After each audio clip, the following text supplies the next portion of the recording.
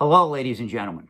Welcome back to Reserved Investments, and thank you for joining me. I want to warn you, this potentially could be a long video. Today, we're going to have a candid conversation about the dangers of shill bidding, understanding the controversy that pretty much is always paramount throughout the antiques and collectibles trade, whether you realize it or not.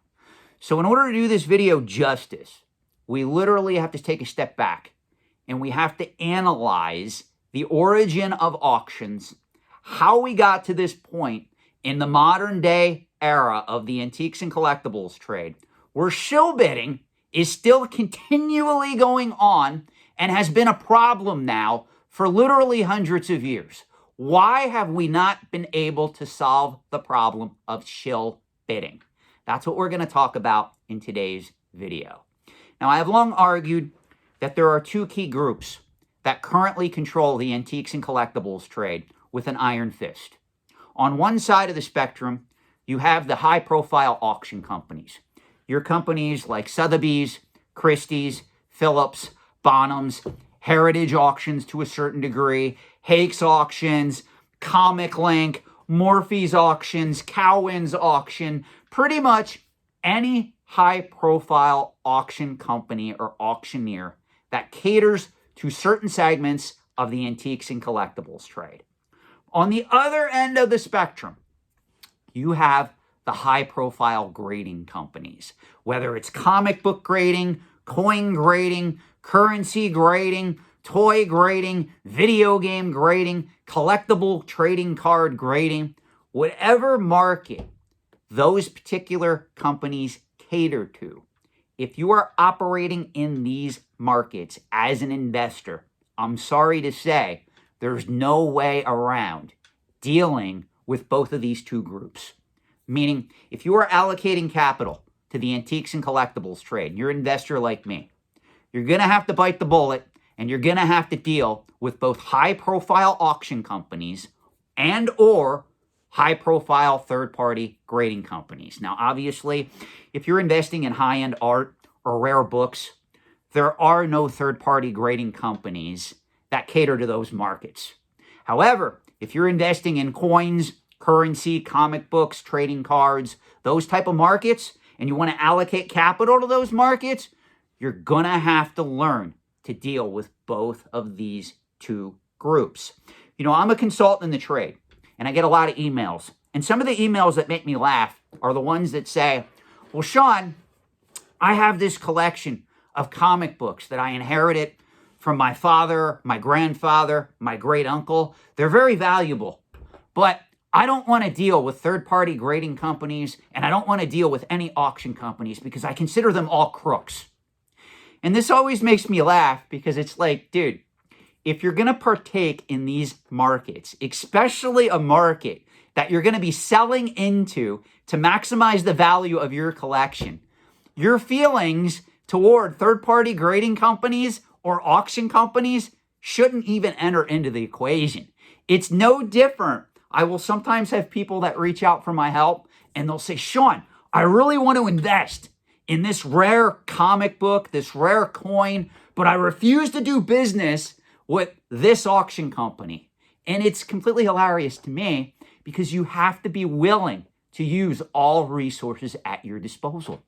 That means you may very well get a fairly good deal on an item that you want to invest in from an auction company that you may not even like.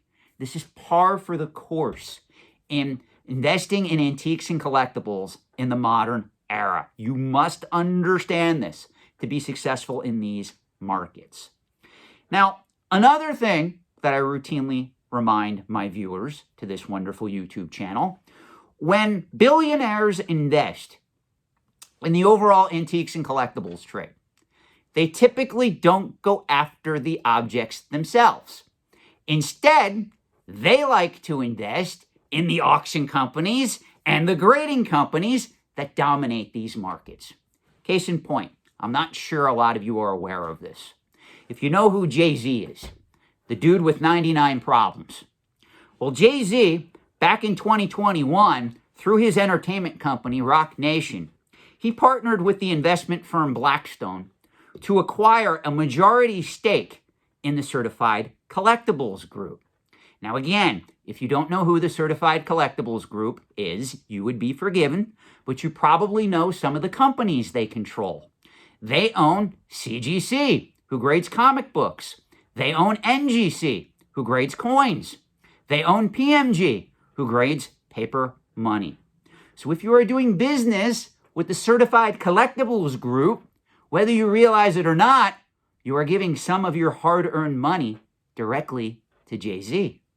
Now, this is very interesting because when we look at these markets, we have to take another step back and we have to solely just look at how a lot of these auction companies gain dominance in the overall antiques and collectibles trade.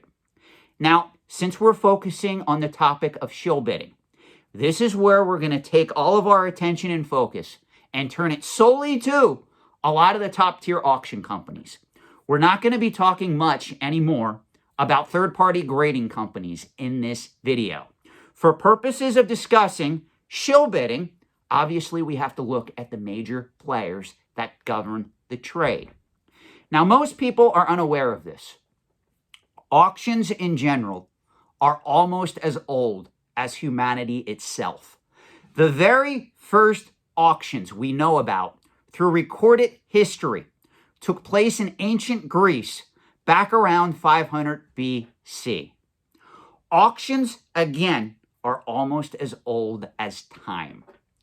Now, currently, if you log on to eBay, if you log on to Sotheby's, if you log on to Heritage Auctions, if you log on to Hakes Auctions, the auction format you're most likely to be exposed to is what is known as an English auction. Now, for those unaware, there are other types of auction formats. There is something known as a Chinese auction, there's something known as a Dutch auction, and there are even other types beyond that. But for talking purposes, we want to focus on the classic English auction. All is what an English auction is. It's when the bidding starts low and increases in a set increment amount when each new bid is placed. So, for instance, if you won something through Heritage or Comic Link or Hakes or eBay, you probably already know what an English auction is. Now, this is important because when we look at some of the major players that make up the antiques and collectibles trade in the modern era, believe it or not, a lot of these companies are older than America herself. Remember, America didn't win her independence until 1776. That's when the rowdy colonists pretty much beat back the British and declared their independence. July 4th, 1776. Well, incidentally, Sotheby's, which is a major player in the high-profile auction realm, they were started in London in 1744. Christie's, their direct competition, was also started in London in 1766. Therefore, when America was founded, a lot of our early laws center around protecting property and protecting property rights. Obviously, this extends to auction law as well. See, you're going to see how all this is connected, ladies and gentlemen. Now, I want to be very clear here. I don't want to make any assumptions. I'm really not going to venture into an area where I don't feel comfortable talking a lot about it, meaning when we look at law, auction law, and the like, I am not a lawyer. I have dated a lot of lawyers who have told me a lot of scary things when it comes to auction law, but overall, that's hearsay. I am only educated in business, finance, economics, and of course the antiques and collectibles trade. So to respect a lot of lawyers out there, I'm only going to focus on what I consider myself to be very knowledgeable about. So, how does this intersect what's going on right now with shill bidding? Well, let's take a look at what we would consider to be a prominent definition of shill bidding. The best definition that I can find on shill bidding is when someone bids on an item at auction to intentionally and artificially increase the price or desirability of the item. Now, I think that we can all agree that's a pretty good encompassing definition of the term shill bidding. Now, I had another mentor in the trade back in the 1990s who used to tell me that, Sean, you're very naive, you're wet behind the ears. If you're going to go all in on a lot of these high-profile auctions, it's going to be akin to a tiny fish swimming in shark-infested, polluted waters. You're going to get chewed up, spit out, and thrown away. Now, of course, me being very conceited at that particular point in time and not knowing my ass from a hole in the ground, I didn't listen to that mentor who tried to warn me.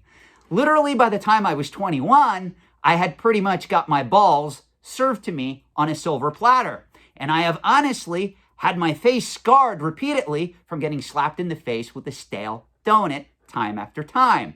This is why I told you in previous videos, by the time I was 21, I was nearly bankrupt and pretty much done in the entire antiques and collectibles trade.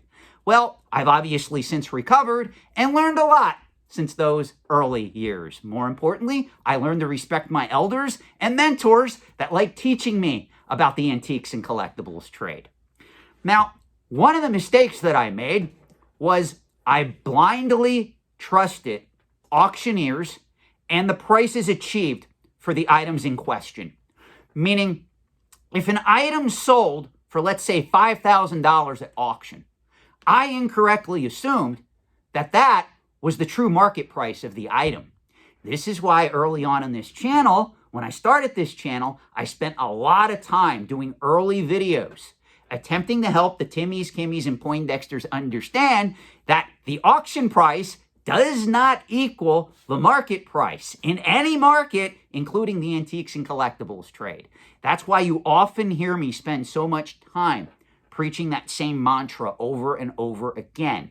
I didn't follow that mantra when I was younger, and it cost me almost everything I had. So I want to be very clear here. Now, it's very interesting that when we look at shill bidding, a question that I still get asked to this very day is, Sean, do you think shill bidding is unethical? And the answer is, of course. Is water wet? Is the sky blue? Can we breathe air? Of course I think shill bidding is unethical. Now, it's very interesting when we look at this question, because as a consultant in the trade, I get paid to solve problems. And I can honestly tell you, I cannot think of any problem that is solved through the use of shill bidding. Shill bidding is probably one of the most unethical practices in the entire antiques and collectibles trade. As a matter of fact, I had the same mentor that pretty much warned me and told me that I was going to get eaten by the wonderful sharks when I started bidding at auctions at a young age. He also told me that shill bidding is the antithesis of transparency at auction. And this is something that stays with me to this very day. And this is why we're having this discussion. Now, one thing that you got to understand, just because something is unethical does not mean it's illegal. Also, vice versa. Just because something is illegal doesn't always make it unethical. You have to understand that. Now, this is where I get thrown at me another question. Well, Sean, shill bidding is always illegal, correct? Well, if you pay any attention to a lot of the previous videos I did on this channel in regards to shill bidding, the answer is unfortunately no. Going back to my commentary on auction law, a lot of the laws were created to protect auctioneers and auction companies.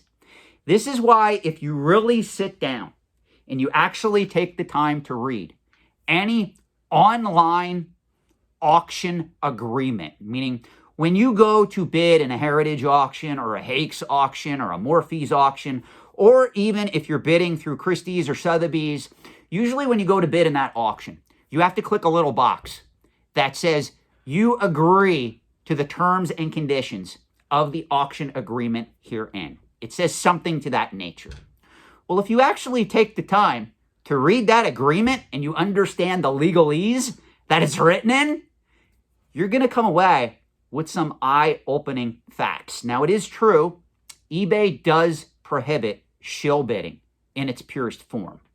Unfortunately, though, this is where it gets good, guys. There's something called Uniform Commercial Code, UCC-3-228. Now, this is a law that deals exclusively with auctions and auctioneering. Essentially, the law allows shill bidding if a notice is posted in the terms of agreement. So what this means is this law, by and large, legally allows shill bidding, and it even allows the auctioneer who is conducting the auction to bid on the items that they are auctioning off. Now, to be fair, I want to give credit where credit is due.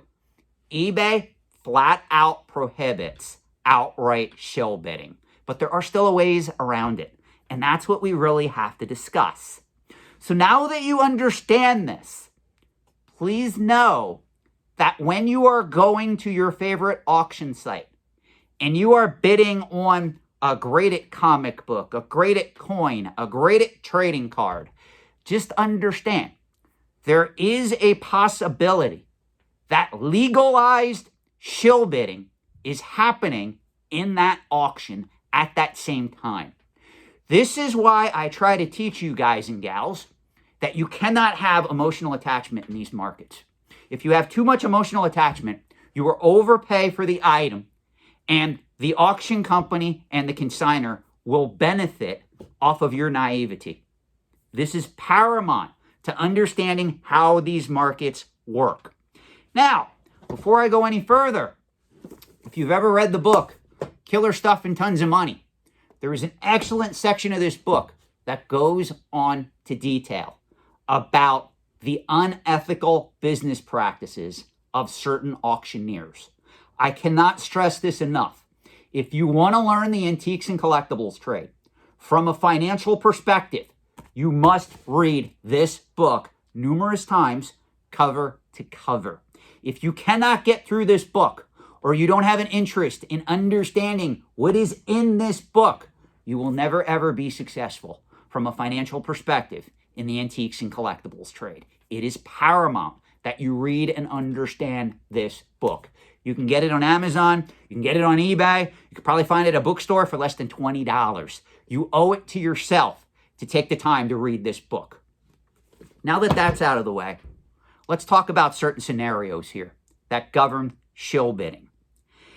How do we stop shill bidding when, if we consign an item for auction to a third-party seller who is going to either list it on eBay or consign it to a top auction house like Heritage or Sotheby's or Morphe's, how do we even know that the actual consignor is not bidding on their own item? Said another way, the more distance we place in between ourselves and the auctioneer, assuming that we're the consignor of these items, the easier it is to get away with shill bidding. And this is something that a lot of people don't think about. This was one of the things that I was focusing on during the graded video game bubble.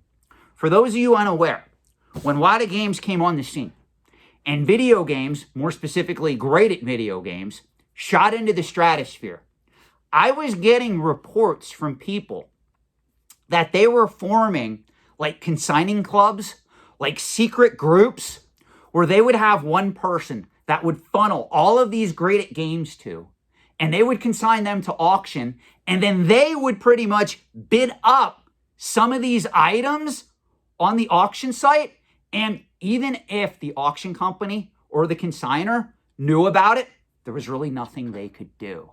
It was a way to get around being recognized as shill bidding your own items.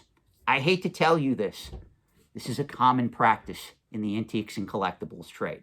I can tell you right now, this goes on in other markets, not just graded video games, not just graded trading cards, not just graded coins.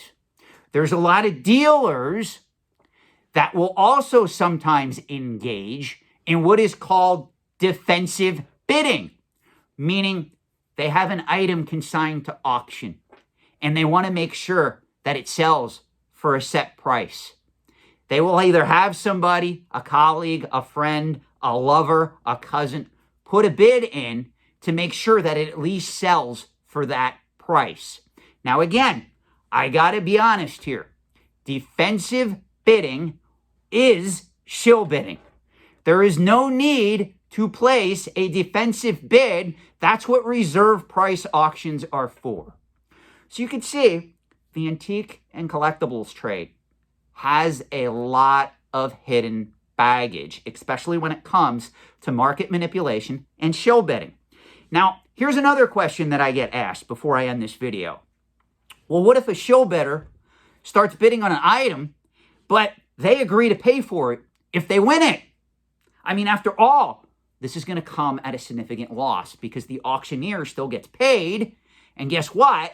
They're obviously having to shell out money for their own item that they already technically own.